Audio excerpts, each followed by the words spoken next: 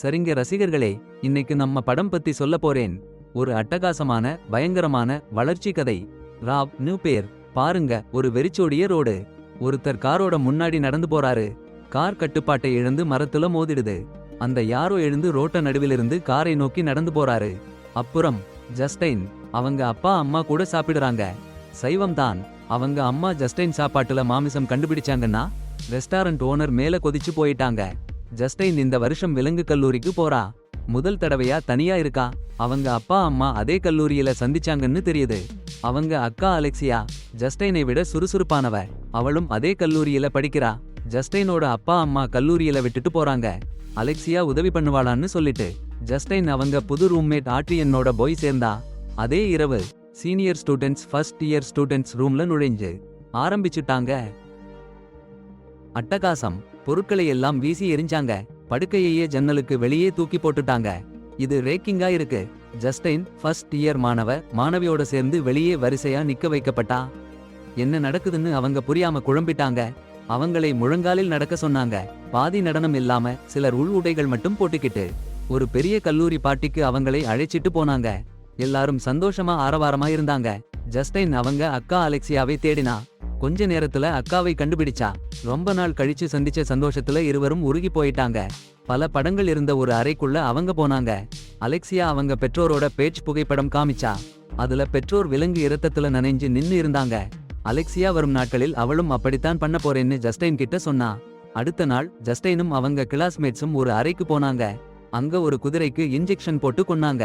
அந்த நேரம் முழுக்க ஜஸ்டைன் குதிரையை பாசமா பார்த்துக்கிட்டே இருந்தா. பிறகு எல்லா ஃபர்ஸ்ட் இயர் மாணவியும் சீக்கிரம் படம் எடுக்கணும்னு பெரிய விலங்கு இரத்தத்தை அள்ளி அள்ளி அவங்க மேல வாரி சுட்டுற ஒரு பழக்கம். சீனியர்கள் ஒரு வாரம் அவங்க புதுசா இருக்காங்கன்னு சொன்ன உடனேயே இந்த சம்பவம். அப்புறம் அவங்களை அந்த ரொம்ப கஷ்டமான நிலைமைக்குள்ள தள்ளிடுறாங்க. கண் கலங்கும் அளவுக்கு ரொம்ப சின்ன கிளாஸ்ல ஆல்கஹால் கலந்து உயிருள்ள முயல் கிட்னியை சாப்பிட சொல்றாங்க. ஜஸ்டைன் டர்ன் வந்தபோது சைவம்னு சொல்லி சாப்பிட மாட்டேன்னு கெஞ்சினா. ஆனா அலெக்சியா என்ன பண்றா? பழக்க வழக்கம்னு கட்டாயப்படுத்தி அந்த முயல் கிட்னிய ஜஸ்டைன் வாயில அடைச்சு வச்சுட்டா.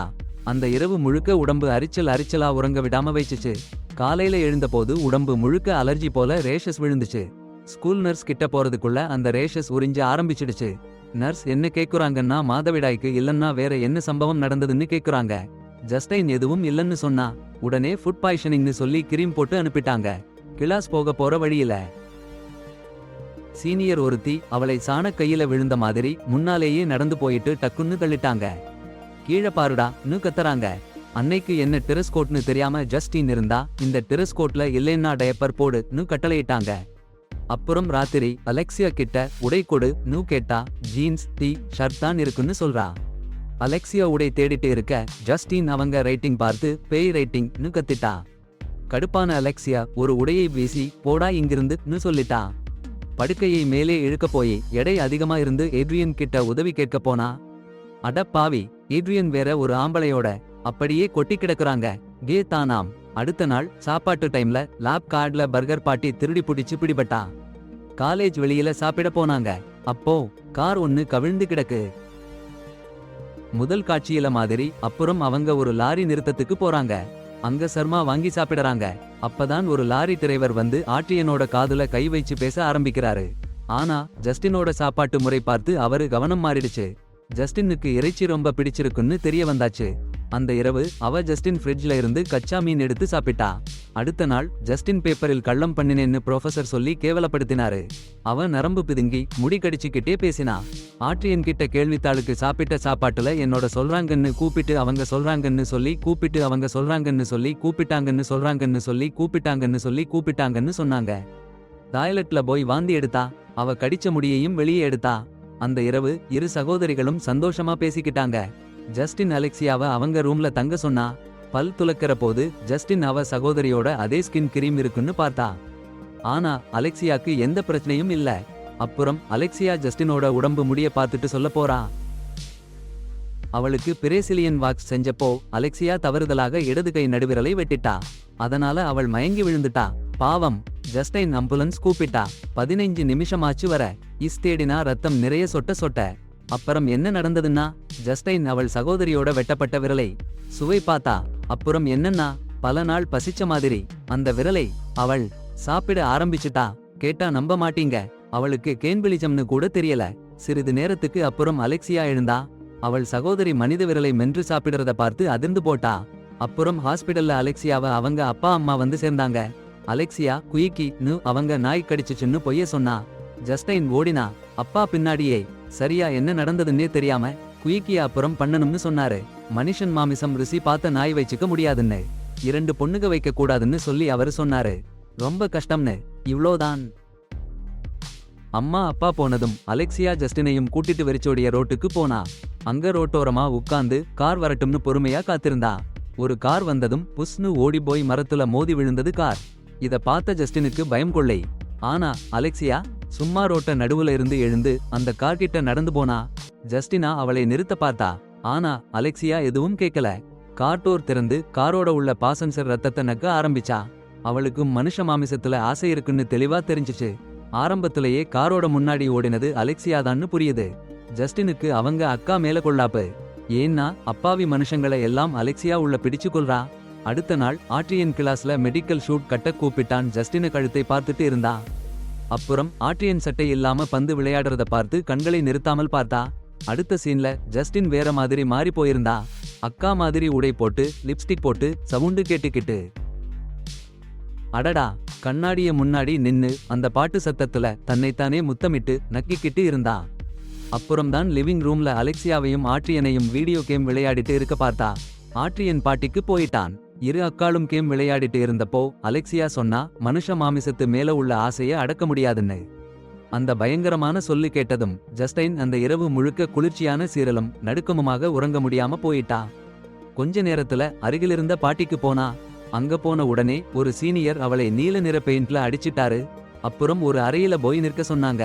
உள்ள மஞ்சள் நிறத்தில இருந்த ஒரு அந்நியார் இருந்தாரு. அந்த சீனியர் சொன்னாரு, இருவரும் பச்சை நிறமாக மாறும் வரை அந்த அறையில இருங்கன்னு. அந்த மஞ்சள் நிற ஆள் ஜஸ்டைனோட உடம்பை தொட்டு முத்தமிட ஆரம்பிச்சான். அப்போ ஜஸ்டைன் அவன் உதட்டை கடிச்சு ஒரு பகுதியை கவ்வி பிடிச்சிடுச்சு. பிற விருந்தினர்கள் எல்லாம் ஜஸ்டைனை பைத்தியம் என்று சொல்ல ஆரம்பிச்சிட்டாங்க. அப்புறம் ஜஸ்டைன் ஒரு அறைக்கு போய் ஷவர் எடுத்தா. அப்போதான் தன் பல்லுக்குள்ள ஒரு மனுஷ மாமிச துண்டுட்டு ஏன்னு தெரிஞ்சிச்சு. அந்த மாமிசத்தை எடுத்து போட்டுட்டா. அவள் மறுபடியும் கடிச்சா. அப்புறம் ஆட்ரியனை நெருங்கிட்டா. ரொம்ப ரகசியமான சம்பந்தம் ஆரம்பிச்சாச்சு. இந்த நேரத்துல ஜஸ்டைன் பயங்கரமா ஆக்ரெசிவா மாறிட்டா. அவன் மேல பல தடவை கடிக்க முயற்சி பண்ணா. ஆனா ஆட்ரியன் அவளை தடுத்து நிறுத்தினான். கடைசியா ஜஸ்டைன் தன் கையையே கடிச்சுக்கிட்டா ஆட்ரியனை கடிக்காம இருக்க. அடுத்த நாள் லைப்ரரியில ஜஸ்டைன் ஆட்ரியனோட இருந்தா. அப்ப ஆட்ரியனுக்கு அலெக்சியா மெசேஜ் வந்தது. அவங்க அக்கா போனை சரி பண்ண சொல்லணும்னு. ஆட்ரியன் மேல காதல் வச்சிருந்த ஜஸ்டைன் அவங்க அக்கா போன் நம்பர் எப்படி கிடைச்சதுன்னு கேட்டா. அப்புறம் சண்டை ஆரம்பிச்சுச்சு. ஆட்ரியன் கைன்னு சொல்லிட்டான். அடுத்த இரவு பாட்டில ஜஸ்டைன் நல்லா குடிச்சு துள்ளி குதிச்சு எல்லாரையும் முத்தமிட்டா. கொஞ்ச நேரத்துல அலெக்சியா வந்து ஜஸ்டைனை கூட்டிட்டு போட்டா. அடுத்த நாள் காலையில ஜஸ்டைன் கிளாஸ் ரூம்க்கு வந்தா. எல்லாரும் வெறுப்பா பார்த்தாங்க. கிளாஸ் முடிஞ்சதும் ஆட்ரியன் ஜஸ்டைனை டாய்லெட்டுக்கு கூட்டிட்டு போனான். என்னமோ பேசணும்னு சொன்னான். அப்புறம் ஒரு வீடியோ போட்டான். அதுல அலெக்சியா குடிச்சு மயங்கி இருந்த ஜஸ்டைனை ஏமாத்தி சடலத்தின் கையை கடிச்சுட்டாங்க. மாணவர்கள் எல்லாம் ஜஸ்டைனை பகடி பண்றாங்க. பாருங்க அந்த கொடுமை. ஜஸ்டைன் அலெக்சியாவை நோக்கி ஓடறா. போர் சண்டை. கல்லூரி முழுக்க கோலாகலம். அலெக்சியா ஜஸ்டைனோட கன்னத்தை ஒரு கடி. ரொம்ப மோசமா இருக்குன்னு கத்தரா. அப்புறம் இருவரும் ஒருவரோட கையை கடிச்சு கடிச்சு சண்டை போடுறாங்க. மாணவர்கள் சண்டையை அடக்குறாங்க. ஆனா அவங்க விடுபட்டு அறைக்கு போறாங்க. காயத்தை சிகிச்சை பண்றாங்க. சண்டை முடிஞ்சிடுச்சுன்னு நடிக்கிறாங்க. ஜஸ்டைன் அலெக்சியாவை அறைக்குள்ள பூட்டி வைக்கலாம்னு யோசிச்சா. ஆனா வைக்கல. அடுத்த நாள் காலையில எழுந்தா அட்ரியன் பக்கத்துல உறங்குறார். அட்ரியனோட கால் பகுதி எல்லாம் தின்னு போச்சு. கத்தி குத்தி போட்டுருக்காங்க. ஜஸ்டைன் அழுது கதறுறா. தன் நண்பனை கொன்னு தின்னுட்டேன்னு நினைச்சு அவள் கதறுகிறாள். அப்போதான் அலெக்சியாவை பார்க்கறா. அவன் நிலை மயக்கமா இருக்கு. வாயில கழுத்துல உடம்புல எல்லாம் ரத்தம். ஜஸ்டைனுக்கு புரியுது, அட்ரியனை கொன்னது அலெக்சியாதான். அவ தின்னுட்டா. ஆனா ஜஸ்டைன் எதுவும் பண்றதில்லை.